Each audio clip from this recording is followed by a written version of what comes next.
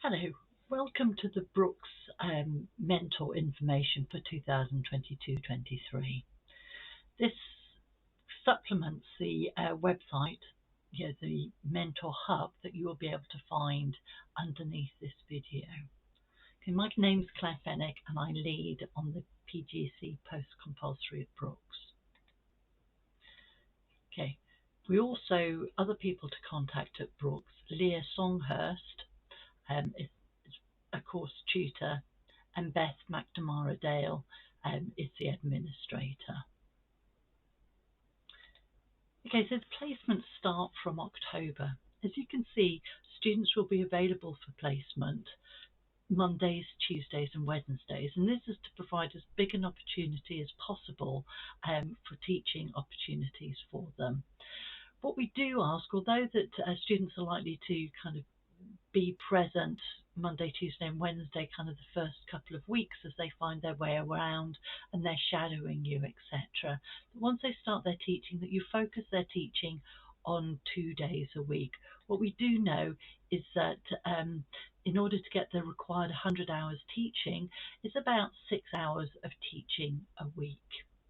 Okay, and we ask that this teaching is focused on 2 of those days so that the students have a chance to spend time planning and on their academic assignments. As novice teachers, it'll take them a bit longer to plan. What we don't expect, and it might be, the practice in your college, is that we don't really expect students to be in sort of 9 to 5 unless they're teaching or there's meetings to go to, because we find that students actually really benefit from having that study time that they can use. Thursdays and Fridays, the student will be back on campus with us and going through all of the academic modules that supplement their placements. Okay, so how does the year look for the students, and particularly in placement? So during October and early November, we would expect the induction process, and we'll talk a bit about that later, and students shadowing both your teaching and your activities, but also those of your team, and if possible, other teams within the college. TSBs are sort of what we call the formal observations, so formal written observations. So we expect 3 TSBs to be undertaken by the mentor or somebody similar within the team. And this is where there is some official documentation. The student will set this up where they will provide a rationale and planning for the session that they're going to observe. And then they share that with you. So we have one in December, usually November, December time. So we've almost got a baseline of their teaching. Another observation, in spring, and the third and final observation sort of usually about May time. We also need to be sure of your views on the student and on their progress. So we ask you to complete 4 reports. They're really short reports. We use Google Forms for them, and it's literally ticking your way through various aspects. So the first one will come out to you in October once the student has started with you. And the really key thing on that is that we've got the right mentor with the right student, and that you are happy that the student is suitable for the placement with you. After that, we're asking you questions about their progress against their professional behaviour, their teaching ability, etc. And literally takes a couple of minutes to do these. We will send these out to you at each point. And then if you know that we've sent you an email but you can't remember where the email is and you want to complete the report, we also add that to our mentor hub. So the mentor checklist includes making sure that your student has access to the college systems. So those of you at Activate Learning, a lot of that will have been sorted out by Siobhan Tyson. You need to ensure that they have access to the right required training. Again, Siobhan will probably deal with this. I'm thinking of things like safeguarding. You'll need to introduce your mentor to the team and kind of, identify a buddy. We appreciate that you don't always have time to be dealing with a range of relatively small but important issues, so a buddy can be really helpful for that. You need to sort of arrange regular meetings with your mentee. Your mentee, your trainee, will track these meetings and keep notes of them, but you need to arrange with them when they would work for you. You need to also identify the expectations that you have for them within the team. It would be really helpful if you could identify the teaching that you would like them to take on. You may change this once that induction process goes through. Sharing the documentation such as schemes of learning, program specifications, etc.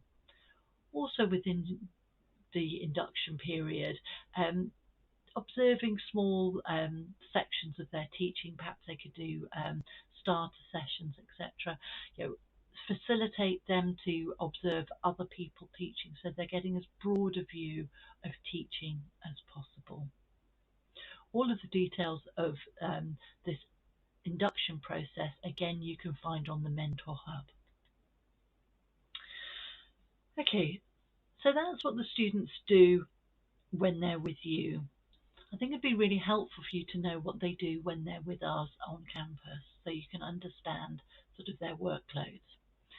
So before they come to you, they will have done an introduction to teaching, which provides the basics around teaching and understanding how teaching works. And then we do further modules around theory, looking how theory and research can inform their practice, and digital literacy. So again, looking at how technology enhances learning and how they can use technology to improve their practice. As part of the digital literacy module, they will build an hour's worth of asynchronous independent learning, and then they evaluate that. They will also look at research, so actually they will put together a research proposal around strategies that might improve their practice. In the spring, they will start looking at policy and how policy will impact on their practice, how policy impacts on their subject specialism. And then towards the end, they will look at curriculum design, so that they will look at curriculum design for inclusive practice. And they will, as they've been teaching, they will have some ideas of how to ensure that their teaching is as inclusive as possible, and they will look at this in this final module. And all the way through, they have a module called Developing Professional Practice. So this is where things like the teaching observations we talked about, but also developing lesson planning skills and professional standards and the minimum core requirements, etc. That's where those sit.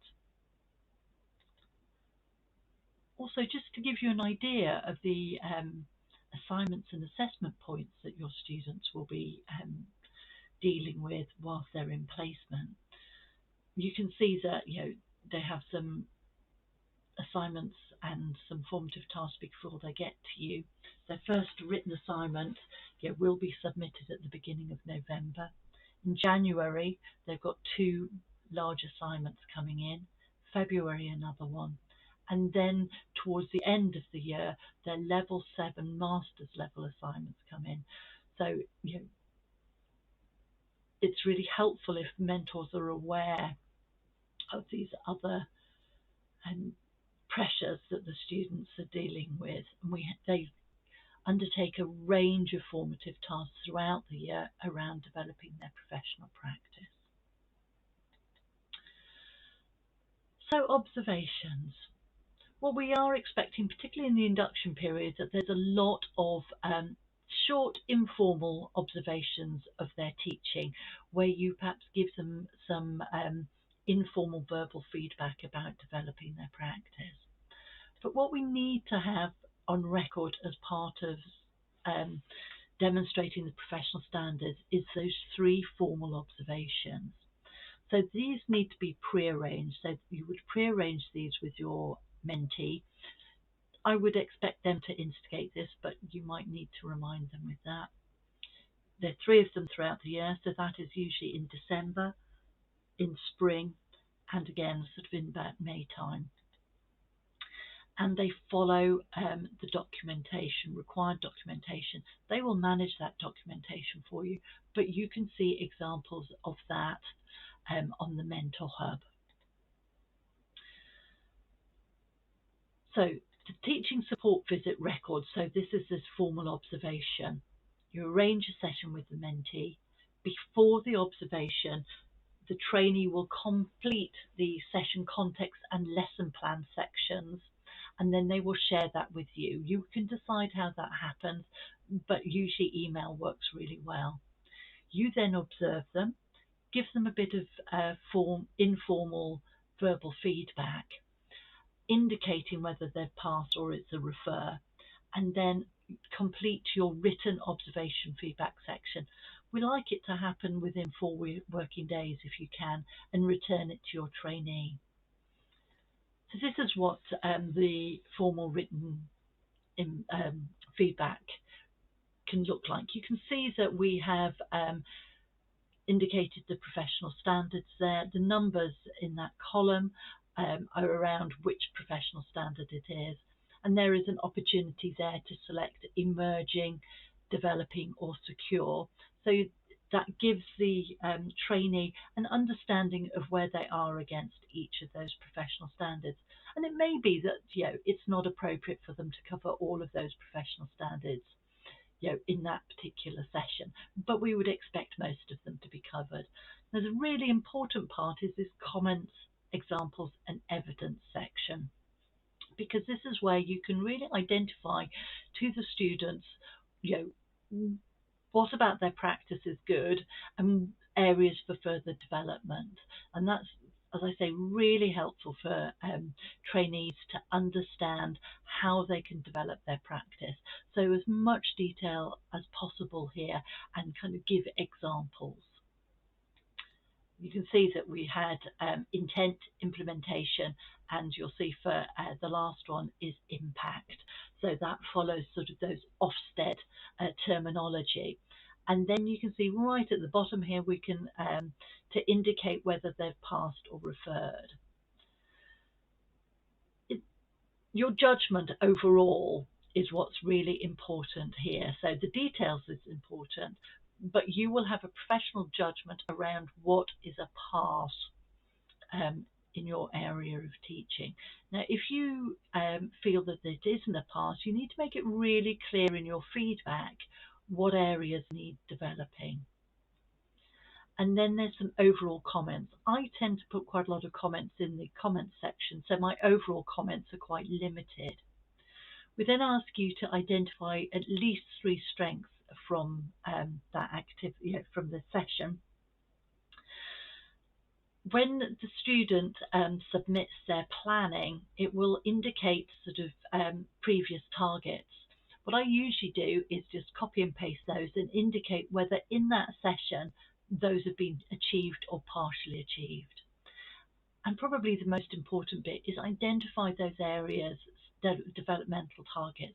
So it may be that they might have been challenged by low grade disruptive behaviour within classroom. So I might make a suggestion as a developmental target is explore a range of behaviour management strategies that would help you to focus a class. And then you would expect to see those used in the next time that you observe their teaching. So that's the documentation, and just a reminder that you can find the details of all of the requirements for being a mentor on the Mentor Hub. Now, What do you do if you're concerned about progress? Well, actually, one of the key things that you can do is let us know. So if you email me, that would be really helpful. But we do have a formal process in place. Again, you can find the details on the Mentor Hub. So if we just look at it bit by bit. So you've got a student going on the expected progress, and all of a sudden, some concerns are raised. We suggest that you have an informal discussion with them, and often that sorts it out. But if it doesn't sort it out, perhaps you need to be a bit more explicit and have a formal discussion where notes are taken. And again, that often sorts things out. But if it doesn't sort things out, we can then move to a focused support plan. And I suggest that you contact us at that stage. You must contact us at that stage so that we can have a discussion about how we can put this focused support plan into place, because we need some quite clear targets in that and expectations. So this is part of a formal process, and it really indicates to the trainee that we have significant concerns about their professional practice. Often that sorts it all out, but sometimes it doesn't. And if that's the case, then we really need to move to the cause for concern. So this is almost the final process where we're much clearer, and we have very clear about our expectations, and we have clear deadlines. So if these deadlines, if this progress isn't met within these deadlines, then we would really need to consider exiting them from the course. Quite often what happens is that things are okay, or we need to go back to a focused support plan. But if at this cause for concern stage, it is apparent that the student is really going to struggle to meet expectations and demonstrate the professional standards, we would then talk about exiting them from the course. And I think it's really important to get these processes in place as quickly as possible, because it is not helpful for students to only realise at the end of the course that they're not meeting expectations. So I did mention those mentor reports, and again, I just want to reassure you they're really quite quick to do, but so helpful. It is really important for us. You will find details about these mentor reports on the Mentor Hub. So fairly soon after the students have joined you, we will ask for some initial feedback. And this also acts as an aid memoir for the trainee's induction, but it's your opportunity to clearly identify that the trainee is suitable for the placement that you can offer them. We then ask for another one in December, where we start asking you just to say whether it's emerging, developing, or secure around their subject knowledge, professionalism, etc. Another one in the spring, and then the final one in June. And just another reminder about the Mentor Hub. If in doubt, you can find the details about how to be a mentor in the Mentor Hub. And if you have any concerns, just contact us. It's much easier to deal with issues as soon as possible.